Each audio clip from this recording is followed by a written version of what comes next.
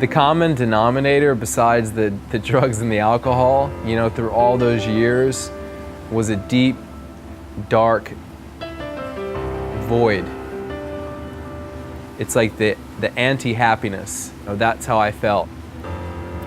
All the while, it was more of a progression of more and more happy hours, more and more, you know, partying, experimenting with different types of drugs. And to me, it signified like an escape, the biggest escape.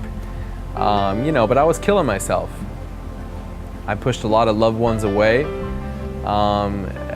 know, and I will say a lot of people gravitated towards my persona because it was so carefree and it was so risky. But in the end, all I was really left with was, you know, a huge drug habit.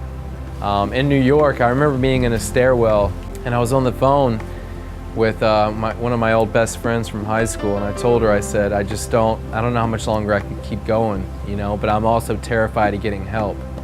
So I had a union job at the time, and they shipped me off to a treatment center in the middle of nowhere in South Jersey.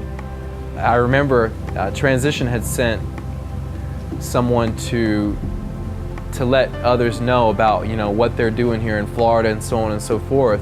I made a couple of phone calls and got the ball rolling, and then crossed my fingers that the insurance would cover me for a month or two. And I was actually operating on complete faith for just about the first time in my life. I just didn't realize it because I was too scared. Basically, Transition sent a black car to the airport to pick me up. So I pull up in the black car from the airport, and then I see this, you know, this big building. And I was ushered inside through the glass doors. I was petrified. Didn't know what to expect. And then I further sort of walked down the hallway, and then I was led to the big group room. I take a seat, and I probably said some sort of small prayer without realizing it, about hoping that no one talks to me, looks at me, or asks me any questions whatsoever, which that was crushed because I had to introduce myself. But I'd say 5 people in that group room are still some of my best friends today. I don't know where I'd be. I don't know if I'd be alive if I hadn't found Transitions. I really don't know that. I was taught how to live there.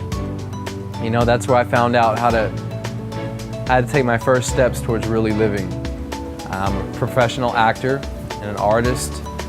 I'm self-supporting. You know, I live in a really big apartment in Hollywood. It's nice. I'm able to pursue my dreams. But the most important thing is that I'm okay with myself. If you have experienced enough pain to where you're here and you're thinking about reaching out for help, just pick up the phone. There's somebody that's always going to be on the other end of that phone as soon as you call that will offer you a bed, food, help, a new way of life, recovery. You've got to get out of the life of addiction.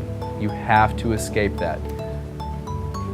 That's what Transitions is here for.